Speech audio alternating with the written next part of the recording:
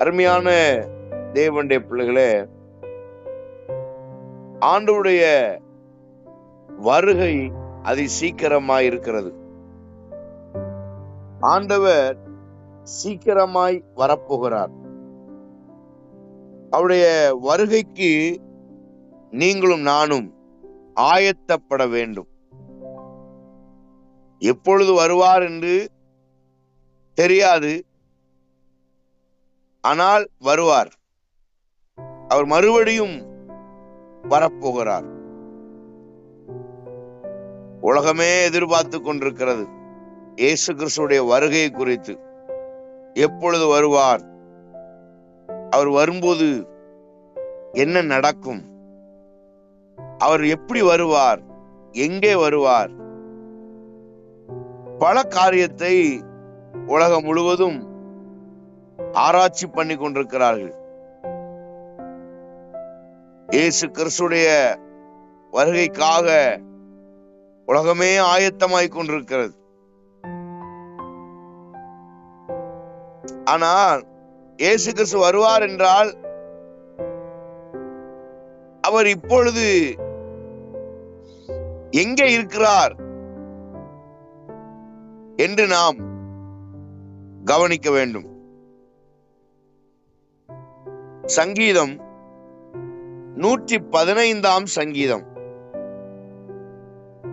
3வது வசனம், நம்முடைய தேவன் பரலோகத்தில் இருக்கிறார், தமக்கு சித்தமானதை யாவையும் செய்கிறார். அப்போ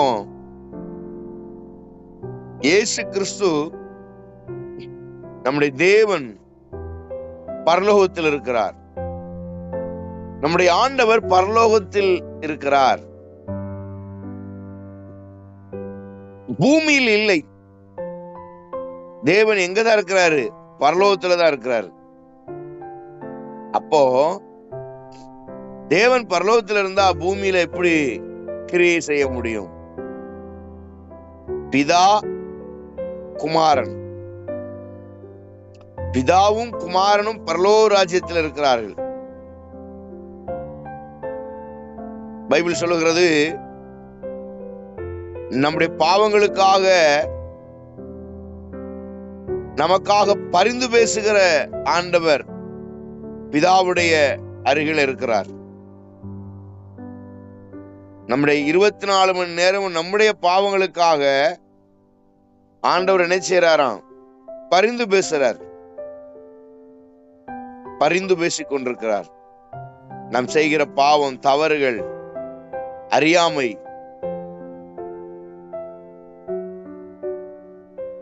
பிதா குமாரன் 2 பேரும் பரலோகத்தில் இருக்கிற.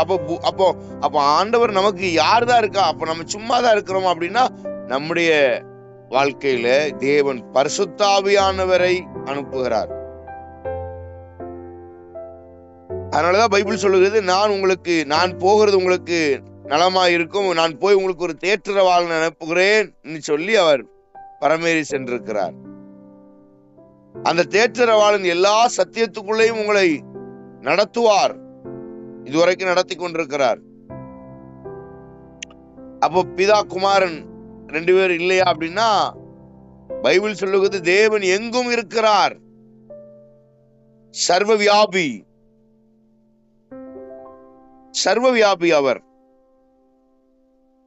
அவர் எங்கும் இருப்பார் என்று வேதம் சொல்லுகிறது.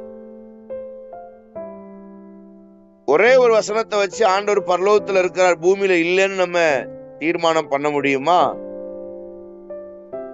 லூக்கா 24 அதிகாரம், அதுல 50வது வசனத்தையும் 51வது வசனத்தையும் உங்களுக்கு வாசிக்கிறேன். பின்பு அவர் பெத்தானியா வரைக்கும் அவர்களை அழைத்து கொண்டு போய் தம்முடைய கைகளை உயர்த்தி அவர்களை ஆசீர்வதித்தார்.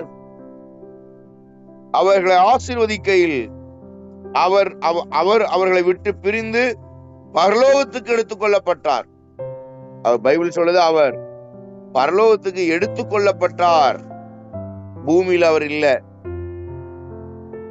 மார்க் 19 அதிகாரம், மார்க் 16 அதிகாரம் 19வது வசனம் சொல்லுகிறது, இவ்விதமாய் கர்த்தர் அவருடனே பேசின பின்பு பரலோகத்துக்கு எடுத்துக்கொள்ளப்பட்டு தேவனுடைய வலது வாரசத்தில் உட்கார்ந்திருக்கிறார். அப்ப என்னன்னா, அவர் பரலோகத்துக்கு எடுத்துக்கொள்ளப்பட்டார். அவர் பரலோகத்துக்கு எடுத்துக்கொள்ளப்பட்டார். எபிரேயர் 4ஆம் அதிகாரம்,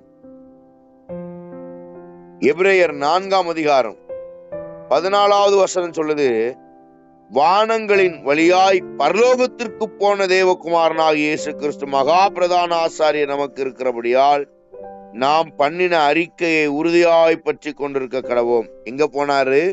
பரலோக ராஜ்யத்துக்கு போனார். அப்ப பூமியில அவர் இல்ல, பரலோக ராஜ்யத்துல இருக்கிறார். அவர் பரலோக ராஜ்யத்துல இருக்கிறார். இப்ப பரலோக ராஜ்யத்துல இயேசு கிறிஸ்துவுக்கு என்ன வேலை? பரலோக ராஜ்யத்துல இயேசு கிறிஸ்துவுக்கு என்ன வேலை? நன்றாக புரிந்து கொள்ள வேண்டும். கவனமாய் கவனியுங்கள். அப்பதான் ஆண்டவருடைய வருகை குறிச்சு நீங்க சரியா அறிந்து கொள்ள முடியும். வருகை குறிச்சு செய்திகளை கேட்கறது ரொம்ப கடினம், பேசுகிறதும் அதை விட கடினம். புரிந்து கொள்ளக்கூடிய அளவுக்கு நான் பேசணும், அப்பதான் உங்களுக்கு புரியும். ஆனா இப்போதைக்கு இந்த செய்தி தேவை. ஆண்டவர் எப்போ வரப்போகிறாருன்னு. சரி, அவ பரலோகத்துக்கு எடுத்துக்கொள்ளப்பட்ட இயேசுவுக்கு பரலோகத்துல என்ன வேலை? பூமியில அவருக்கு வேலை இல்லையா? பரலோகத்துல அவர் போய் என்ன செய்யறாரு அப்படின்னா, நீங்க இயேசு கிறிஸ்து பிறந்த போது சாஸ்திரிகள் வந்து அவருக்கு இயேசு கிறிஸ்துவுக்கு சில காரியங்களை அவர் கையில அவருக்கு கொடுக்கறதுக்கு கொண்டு வந்தாங்க. 3 சாஸ்திரிகள் 3 காரியம் கொண்டு வந்தாங்க. 1 பொன்னு, வெள்ளைப்போளம், தூபவர்க்கம்.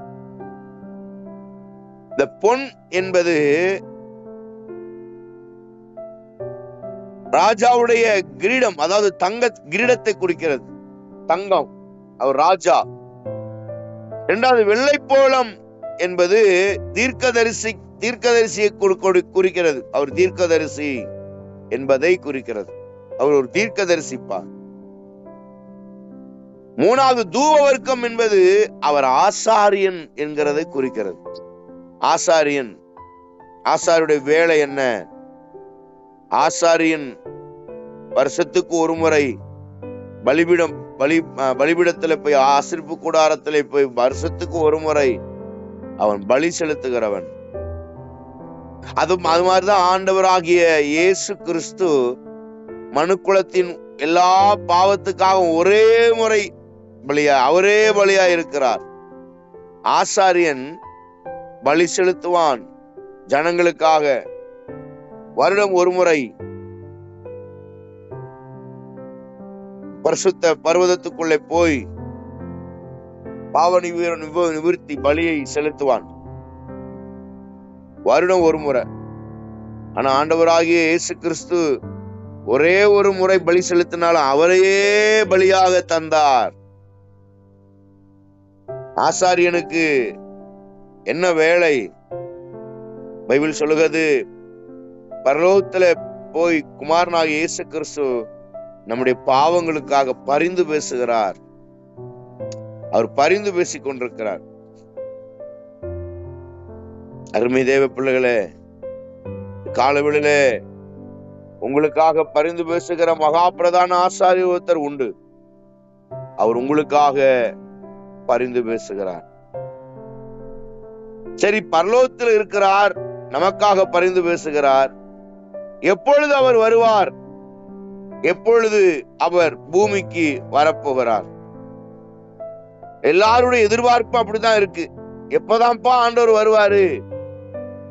பல வருஷமா சொல்லிட்டு இருக்கிறாங்க, இதோ வருகிறார், இதோ வருகிறார், இதோ வருகிறார். எப்பதான் வருவாரு? நீங்கள் அப்போஸ்தல நடபடிகள் 3ஆம் அதிகாரம் அதுல 21வது வசனத்தை உங்களுக்கு வாசிக்கலாம்.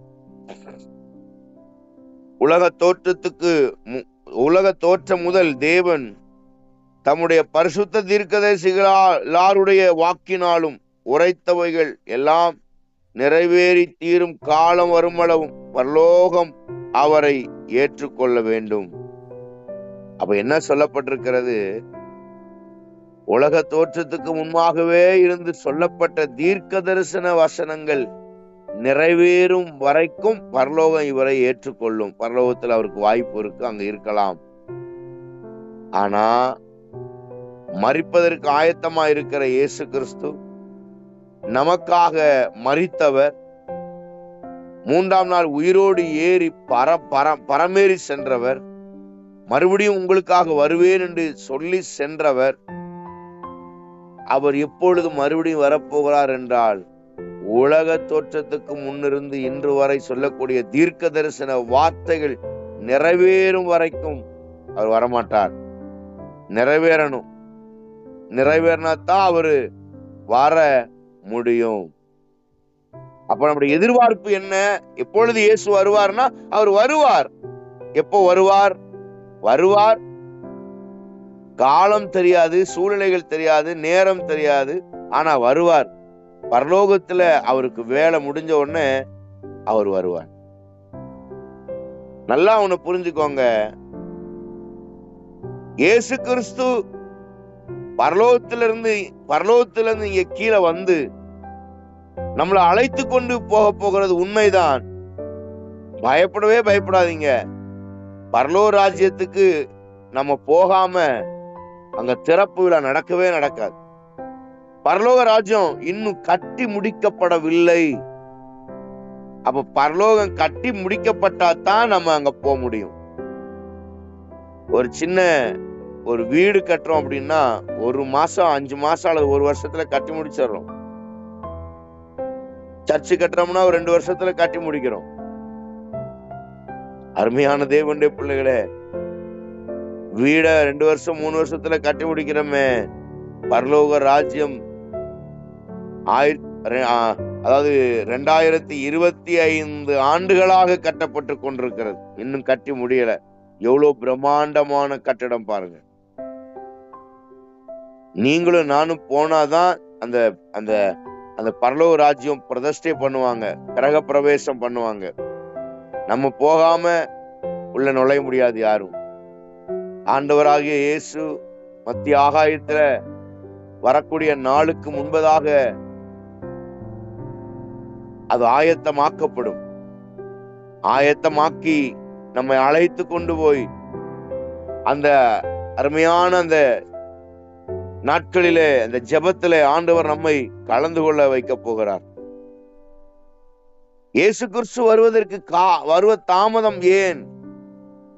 மத்த 24:14 சொல்லுது, இன்னும் அறிவிக்கப்படாத கிராமங்கள் இருக்கிறது. வருகை குறித்து அறிவிக்கப்படாத கிராமங்கள் இருக்கிறது. அதெல்லாம் அறிவிக்கப்பட்டாதான் இயேசு கிறிஸ்து வருவார்.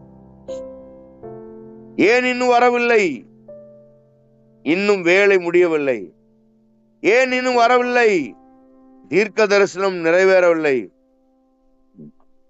ஏன் ஆண்டவர் வரலப்பா? பயப்படாதீங்க. நம்ம போகாம ஆண்டவர் அங்க பரலோக ராஜ்யத்தை திறந்தே வைக்க மாட்டாரு. ரோமர் 11:25 அப்போஸ்தலருடைய 14ஆம் அதிகாரத்தை வாசித்து பாருங்க.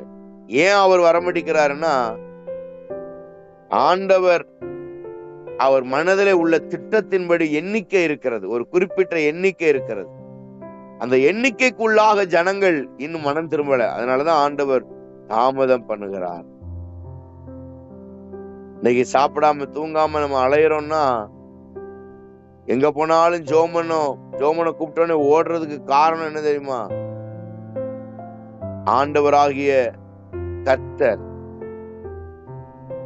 அவர் வரப்போகிறார். அந்த வருகைக்கு நாம் ஆயத்தப்பட்டு கொண்டிருக்கிறோம்.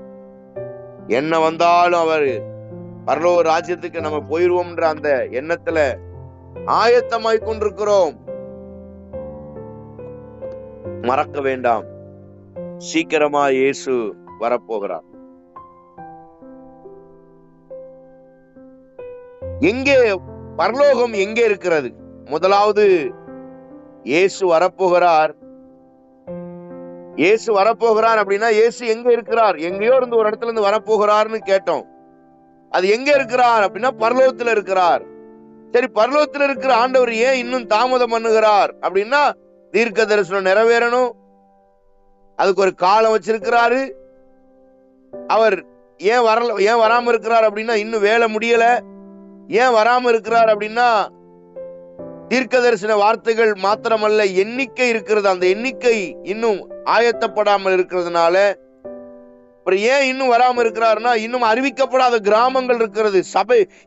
சபை இல்லாத கிராமங்கள், இன்னும் ஆத்துமாக்கள் சுவிசேஷம் சொல்லப்படாத கிராமங்கள் இருக்கிறது. அந்த கிராமங்கள் எல்லாம் கர்த்தர் அறிவிச்சதுக்கு அப்புறம் தான் வருவாரு. அவர் வேலை அப்படித்தான் வரும்.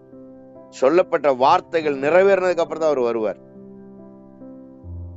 காலவேளையில நன்றாக புரிந்து கொள்ளுவோமாக, நன்றாக புரிந்து கொள்ளுவோம். ஆண்டுடைய வருகை சீக்கிரமா இருக்கிறது, ஆயத்தமாகும். அப்போ இயேசு எங்க இருக்கிறார்? இயேசு வரப்போகிறார். இயேசு எங்க இருக்கிறார்? ஏன் தாமதமாகிறார்? 3 பார்த்திருக்கிறோம். 4வது, எங்கே வருவார்? அவர் வருவார் உண்மைதான், ஆனா எங்கே வருவார்? பரலோக ராஜ்யத்தில் இருக்கிற இயேசு கிறிஸ்து பூமியில எங்கே அவர் வருவார்? அருமையான தேவனுடைய பிள்ளைகளே, பரலோகம் எங்கே இருக்கிறது? 3 வானம் இருக்கிறது. முதல் வானம், 2ஆம் வானம், 3ஆம் வானம். அதாவது முதல் வானம் என்பது மேகங்கள், ஆகாய விரிவுகள், பறவைகள் பறக்கிற அந்த அந்த வானம் இருக்கு பாத்தீங்களா? பறவைகள் பறக்கிற ஒரு வானம், அதுதான் முதல் வானம், மேகங்கள். 2ஆம் வானம் நட்சத்திரம். 2வது வானம் நட்சத்திரங்கள்லாம் இருக்கு பாத்தீங்களா? அது 2வது வானம். 3ஆம் வானம் அப்படின்னா வானாதி வானம், பரலோகம், சியோன் மலை, பைபிள்ல சொல்லப்பட்டிருக்கு. அப்படிப்பட்ட ஒரு இடம்தான் 3வது வானம். அங்கதான் பரலோகம் இருக்கிறது. ஏசாயா 14:13 வாசிக்கிறோம், அது ஆராதனையின் பர்வதம் எனப்படுகிறது. 3வது வானம் ஆராதனை கூடம், ஆராதிக்கிற ஒரு பர்வதம் என்று அழைக்கப்படுகிறது. எசேக்கியேல் 28:14 சொல்லுகிறது, அது பரிசுத்த பர்வதம் என்று அழைக்கப்படுகிறது. பரலோக ராஜ்யம் 3வது வானம் பரிசுத்த பர்வதம் என்று அழைக்கப்படுகிறது. சங்கீதம் 48:2-3 வாசிக்கிறோம், அது சியோன் பர்வதம் என்று அழைக்கப்படுகிறது. சியோன் பர்வதம். அங்கே சிங்காசனம் உண்டு. சிங்காசனத்திலே பிதா வீற்றிருக்கிறார், வலது பார்சத்திலே குமாரன் வீற்றிருக்கிறார். எபிரேயர் 8:1 வாசித்து பாருங்க, தெரியும். வெளிப்படுத்த 4ஆம் அதிகாரம் சொல்லப்பட்டிருக்கு, சிங்காசனம் உண்டு. பரலோக ராஜ்யத்துல என்ன இருக்கிறது? சிங்காசனம் உண்டு. வஜ்ரக்கல் அங்க இருக்கும். வஜ்ரக்கல்னா அது வெண்மையா இருக்கும். அது இயேசுடைய பரிசுத்தத்தை காட்டுகிறது. பதுமராகம், அது இரத்தாம்பர சிவப்பா இருக்கும். ராஜரீகம் காட்டுகிறது, ராஜாவாக காட்டுகிறது. 4 ஜீவன் இருக்கிறது. 24 மூப்பர்கள் இருக்கிறார்கள். கோடிக்கணக்கான தூதர்கள் இருக்கிறார்கள். கண்ணாடி கடல் இருக்கிறது. 7 அக்கினி தீபங்கள் இருக்கிறது. இதெல்லாம் பரலோக ராஜ்யத்தில் இருக்கக்கூடியவைகள். அருமையான தேவனுடைய பிள்ளைகளை, இயேசு பரலோகத்தில் என்ன செய்கிறார்? பிதாவிடத்தில் வலது பார்சத்தில் இருக்கிறார். அப்போ பரலோகம் எங்க இருக்கிறது? 3வது வானத்துல. 1 தெசலோனிக்கர் 4ஆம் அதிகாரத்துல நீங்கள் வாசிக்கும் போது, அவர் எங்கே வருவார் அப்படின்னா, அப்பொழுது எக்கால சத்தம் தொனிக்கும் போது அவர் எங்கே வருவார் என்றால், வானத்திலிருந்து இறங்கி வருவார்.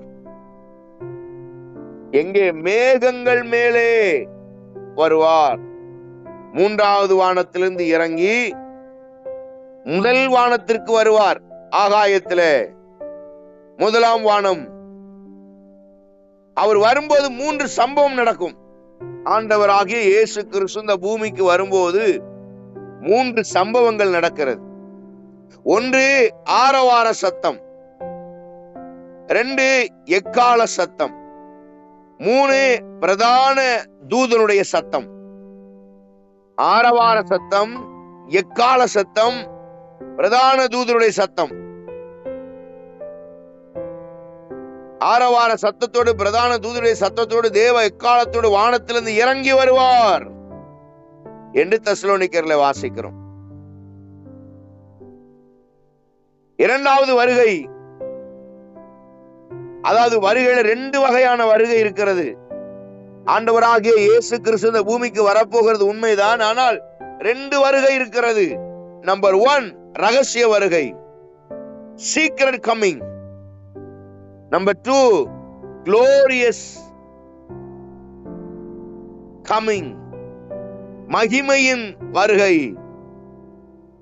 அதாவது பகிரங்க வருகை என்று சொல்லுவார்கள். அப்ப ரகசிய வருகை, பகிரங்க வருகை. அப்ப ரகசிய வருகையும் பகிரங்க வருகைக்கும் இடையில 7 வருஷம் இருக்கிறது. அந்த 7 வருஷம் தான் அந்திகிறிஸ்துடைய ஆளுகை, ஆட்சி காலம். அப்போ ரகசிய வருகைக்கும் அதாவது பகிரங்க வருகைக்கும் இடைப்பட்ட காலத்துல 7 வருஷம் பூமியில அந்திகிறிஸ்து ஆளுகை செய்வான். அந்திகிறிஸ்து, அருமை தேவ பிள்ளைகளை, அந்த அந்திகிறிஸ்து ஆளுகை செய்யும் போதுதான் ஒரு தேவ மனுஷனை கொலை செய்வார்கள். அவர்கள் நடு ரோட்டிலே கிடக்கும். அந்த பிணத்தை 3 நாள் யாரும் தொட மாட்டாங்க, பார்க்க மாட்டாங்க. ஊர்ல இருக்கிற எல்லாரும் பார்ப்பாங்க, ஆனா அதை தூக்க மாட்டாங்க, ஒண்ணுமே செய்ய மாட்டாங்க. அந்த பாடி அப்படியே நடு ரோட்ல கிடக்கும். இதெல்லாம் வெளிப்படுத்தின விசேஷத்துல சொல்லப்பட்டிருக்கிறது பிரியமானவர்களே. அதை உலகமே பார்க்கும். உலகமே பார்க்கும். எப்படி பார்க்கும்? காணொளி மூலமாக, வீடியோ மூலியமாக, டிவி மூலியமாக உலகம் முழுவதும் பார்ப்பாங்க. ஆனா உலகம் நீங்க நினைக்கிறீங்க டிவி இருக்கு, சினிமா பார்க்கிறதுக்கும், பிக் பாஸ் பார்க்கிறதுக்கும், நிகழ்ச்சிகளை பார்க்கிறதுக்கும், கிரிக்கெட் பார்க்கிறதுக்கும், வாலிபால் பார்க்கிறதுக்கும், பாஸ்கெட் பால் மேட்ச் பார்க்கிறதுக்கும் இல்ல. அதுக்காக டிவி கண்டுபிடிக்கல.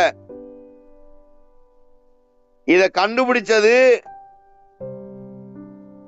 வெளிப்படுத்தின விசேஷம் 11:9. இது கண்டுபிடிச்சது, அந்த வசனத்தை நீங்க படிச்சு பார்த்தா தெரியும். உலகத்தில் இருக்கிற எல்லாரும் பார்ப்பாங்க. இந்த ஒரு சம்பவம் நடக்கிறதுக்காக, இதை காணும்படியாக. அப்போ நீங்களும் நானும் இந்த பூமியில இருக்க மாட்டோம். நீங்க இருப்பீங்களான்னு எனக்கு தெரியாது, ஆனா நான் இருக்க மாட்டேன். ஏன்னா இது ரகசிய வருகைக்கு அப்புறம் நடக்கிற காரியம். ரகசிய வருகையிலேயே ஆண்டவர்கிட்ட ஓடிரணும். அல்லேலூயா, ஸ்தோத்திரம். நீங்கள் எப்படி ஆயத்தமா இருக்கிறீர்களா? ஒரே ஒரு சத்தம் வரப்போகிறது. சத்தம் வந்த உடனே நாம் அவரோடு கூட உயரே பறக்க போகிறோம். ஆயத்தம் உள்ளவர்களை ஆதாயம் செய்யும்படி இயேசு மகாராஜா வரப்போகிறார். ஆயத்தமா இருக்கிறீர்களா?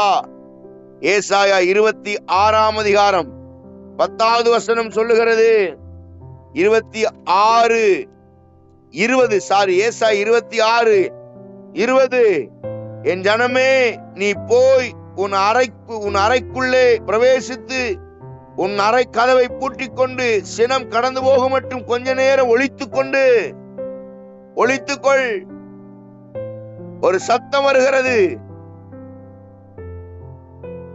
ஆரவார சத்தம். இந்த சத்தம் உங்களுக்கு கேட்குமா? எக்கால சத்தம் உங்களுக்கு கேட்குமா? பிரதான தூதருடைய சத்தம் உங்களுக்கு கேட்குமா? எல்லாரும் சொல்லுவாங்க எக்கால சத்தம் ரட்சிக்கப்பட்டவங்களுக்கு மட்டும்தான் கேட்கும்னு. ஆக்சுவலி எல்லாருக்குமே கேட்கும். அது எப்படி பாஸ்டர்? இதுவரைக்கும் நாங்க அப்படி கேள்விப்பட்டது இல்ல. உண்மைதான். ஒரு எக்கால சத்தம் ரட்சிக்கப்பட்டவங்களுக்கு மட்டும் கேட்காது, உலகத்துக்கு முழுசுக்கும் கேட்கும். இப்போ அந்த காலத்துல எல்லா வீட்லயும் போன் கிடையாது. ஆனா ஒருவேளை ஒரு வீட்டுல போன் இருக்குன்னு வைங்க, இப்ப போன் அடிக்கும். பழைய காலத்து போனு ஊரவே கூப்பிடும், கிரு கிரு கிருன்னு. உடனே அந்த சத்தம் யாருக்கெல்லாம் கேட்கும்? வீட்டுல வேலைக்காரனுக்கு கேட்கும், வீட்டுல இருக்கிற பள்ளிக்கு கேட்கும், வீட்டுல இருக்கிற மகனுக்கு கேட்கும், மகளுக்கு கேட்கும், அப்பா கேட்கும், அம்மா கேட்கும், மனைவி கேட்கும், கணவன் கேட்கும், வீட்டுல வேலைக்காரன் ஒருத்தன் இருந்தானா 10 பேர் இருந்தானா 10 பேருக்கு அந்த சத்தம் கேட்கும். அது மாதிரிதான் எக்காலம், எல்லாமே எல்லாருக்கும் கேட்கும் எக்கால சத்தம். ஆனா எக்கால சத்தம் எல்லாருக்கும் கேட்கும், டெலிபோன் அடிக்கிறது எல்லாருக்கும் கேட்கும். ஆனா யார் ஒருவர் அந்த ரிசீவரை எடுத்து காதுல வச்சு ஹலோ என்று சொல்லுகிறார்களோ அவர்களுக்கு தான் அங்க பேசுறது என்னன்னு கேட்கும். லிசன். எத்தனை பேருக்கு புரியுதுன்னு தெரியல. பிரியமானவர்களே, எக்கால சத்தம் எல்லாருக்கும் கேட்கும். ஆனா பிதாவானவர் அல்லது குமாரன் நம்மோடு கூட யாரை அழைக்கிறார் என்பது, யார் ஒருவர் அந்த ரிசீவரை எடுத்து காதுல வச்சு ஹலோ யார் பேசுறதுன்னு நம்ம கேட்கிறோமோ அவங்க காதுக்கு மட்டும்தான் அவர் நமக்கு என்ன சொல்ல போகிறார், எங்கே வர சொல்லுகிறார், எங்கே அழைக்கிறார் என்பது தெரியும். பிரியமானவர்களே, இந்த கால வேளையில எல்லாரும் எக்கால சத்தம் கேட்கலாம். ஆனா அழைத்த ஆண்டவர், அபிஷேகித்த கர்த்தர், நம்மளை இரட்சித்த தேவனாகிய கர்த்தர், இரத்தத்தால் கழுவி நம்மளை பரிசுத்தமாக்கின ஆண்டவர் நம்மளை அழைக்கிற சத்தத்தை நீங்களும் நானும் மட்டும்தான் கேட்க முடியும். உலகம் சத்தத்தை கேட்கலாம், ஆனால் எங்கே ஆண்டவர் வர சொல்லுகிறார் என்பதை அறிய, ஆமென் ஸ்தோத்திரம், உங்களுக்கும் எனக்கும் தான் அந்த அதிகாரத்தை கர்த்தர் தந்திருக்கிறார். எக்கால சத்தம் சீக்கிரத்திலே தொனிக்க போகிறது. அப்ப ரகசிய வருகை, பகிரங்க வருகை, ரெண்டுக்குள்ள வித்தியாசம் என்ன? நிறைய, கிட்டத்தட்ட 15-20 வித்தியாசத்துக்கு மேல எழுதி வச்சிருக்கேன். ஆனா 2 தான் சொல்றேன் உங்களுக்கு. சபை ரகசிய வருகை என்றால் சபைக்காக ஆண்டவர் வர்றார், சபை எடுத்துக்கொள்ளப்படுவதற்காக. மணவாட்டி சபையை மணவாளன் எடுத்துக்கொள்ளும்படியாக வருகிறார், சபைக்காக வருகிறார். ஆனா பகிரங்க வருகை எப்படின்னா, சபைக்காக வரமாட்டாரு, சபையோடு வருவார். அதுதான் பகிரங்க வருகை. ரகசிய வருகையில தான் ஆயத்தம் பண்ணின சபை எடுத்துக்கொள்ள வருவார். ஆனா பகிரங்க வருகையில அந்த கிறிஸ்து 7 வருஷம் ஆட்சி செய்ததற்கு பின்பதாகவே அவர் வருகிறார். எப்படி வருவாராம்? ரகசிய வருகையில எடுத்துக்கொள்ளப்பட்ட சபையோடு கூட அவர் ஆண்டவர் இந்த பூமிக்கு வருவார்னு பைபிள் சொல்லுகிறது. முதல் வருகை ரகசிய வருகையில ஆகாயத்திலே வந்து நின்றார், ஆகாயத்திலே வருவார், மேகங்கள் மேல வருவார். ஆனால் பகிரங்க வருகையில ஒலிவ மலையில வந்து நின்று என்று சொல்லப்பட்டிருக்கிறது. ஒலிவ மலையில வந்து இறங்குவாராம். ஸ்தோத்திரம். பழைய அதாவது ரகசிய வருகையில பிள்ளைகளை அழைத்து கொண்டு போகும்படி வருவார் அவர் ஆகாயத்துல. ஆனால் பகிரங்க வருகையில ஒலிவ மலையில வந்து நின்று அவர் இறங்கி வருவார். அவரோடு கூட நீங்களும் நானும் ஆகாயத்திலிருந்து இறங்கி, பரலோகத்திலிருந்து இறங்கி வருவோம் என்பதை அறிந்து கொள்ளுங்கள். பிரியமானவர்களே, அருமையான தேவனுடைய பிள்ளைகளே, நீங்கள் புரிந்து கொள்ள வேண்டியது, கல்லறைகள் எல்லாம் அன்றைக்கு கல்லறைக்குள்ளே சத்தம் கேட்டவுடனே கல்லறையெல்லாம் நடுங்குமாம். எக்கால சத்தம் கேட்டவுடனே முதலாவது மரித்தவர்கள் உயிரோடு எழுந்திருப்பார்கள் பைபிள் சொல்லுகிறது. உயிரோடு எழுந்திருப்பார்கள். எப்படி சாத்தியமாகும்? எப்படி உயிரோடு எழும்ப முடியும்? யோசித்து பார்க்கவே முடியாது. யோசித்து பார்த்தாலே ஒன்னும் புரியவே இல்லை. அவ்வளோ காரியத்தை தேவன் செய்கிறார். யோவான் 5ஆம் அதிகாரம் 25 சொல்லப்பட்டது, ஏனெனில் பிதாவானவர் தம்மில் தாமே ஜீவனுள்ளவராய் இருக்கிறது போல குமாரனும் தம்மில் தாமே ஜீவனுடையவராய் இருக்கிறபடியே அருளி செய்திருக்கிறார். அந்த மனுஷ குமாரனா இருக்கிறபடியால், அவர் அனுசகுமாரனா இருக்கிறபடியால் நியாய தீர்ப்பு செய்யும்படிக்கு அதிகாரத்தை அவருக்கு கொடுத்திருக்கிறார். பிரியமானவர்களே, அவர் ஜீவன் உள்ளவராயிருக்கிறார். மரித்தோர் தேவனுடைய சத்தத்தை கேட்கும் காலம் வரும். 25வது வசனம், யோவான் 5:25, மரித்தோர் தேவ குமாரனுடைய சத்தத்தை கேட்கும் காலம் வரும். அப்பொழுது அது இப்பொழுது வந்திருக்கிறது, அதை கேட்கிறவர்கள் பிழைப்பார்கள் என்று மெய்யாகவே மெய்யாகவே உங்களுக்கு சொல்லுகிறேன். அவருடைய சத்தம் வரப்போகிறது. கல்லறை திறக்க போகிறது. சீக்கிரத்துல இயேசு வரப்போகிறார். நீங்களும் நானும் ஆயத்தம் உள்ளவர்களாய் இருக்க வேண்டும். ஆயத்தமா இருக்கிறவர்களைத்தான் அழைத்து கொண்டு போக முடியும். ஆயத்தமா இருக்கிறவர்களைத்தான் ஆண்டவர் அழைத்து கொண்டு போக முடியும் என்பதை நீங்கள் அறிந்து கொள்ளுங்கள் பிரியமானவர்களே. ஆண்டவர் எங்க இருக்கிறார்னு பார்த்தோம். ஆண்டவர் எப்ப வருவார்னு பார்த்தோம். ஏன் தாமதம் பண்றாருன்னு பார்த்தோம். பரலோகம் எங்க இருக்கிறதுன்னு பார்த்தோம். பரலோக ராஜ்யத்துல என்னென்ன இருக்கும்னு பார்த்தோம். அவர் வரும்போது என்ன நடக்கும் அப்படின்னு பார்த்தோம்.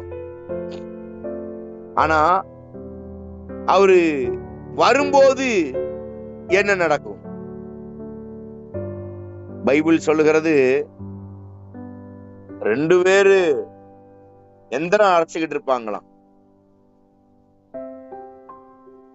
லூக்கா 17ஆம் அதிகாரத்துல 34, 35, 36 நீங்க வாசித்து பாருங்க. அப்புறமா ஒருத்தவங்க மாவு அரைச்சுக்கிட்டு இருப்பாங்களாம். ஒருவர் எடுத்துக்கொள்ளப்படுவார், ஒருவர் கைவிடப்படுவார். ஒருத்தவங்க வயல்ல இருப்பாங்களாம். ஒருத்தவங்க எடுத்துக்கொள்ளப்படுவாங்க, ஒருத்தவங்க கைவிடப்படுவாங்க. 2 பேர் தூங்கிட்டு இருப்பாங்களாம். ஒருவர் எடுத்துக்கொள்ளப்படுவார், ஒருவர் விட்டு போவார், கைவிடப்படுவார். இந்த 3 ஏன் ஆண்டவர் சொல்லி இருக்கிறார்? இந்த 3 மட்டும் சொல்ல என்ன காரணம்? 5 பேர் விளையாடிக்கிட்டு இருப்பாங்க, ஒருத்தன் போவான், 4 பேர் கைவிடப்படுவான்னு சொல்லியிருக்கலாம்ல.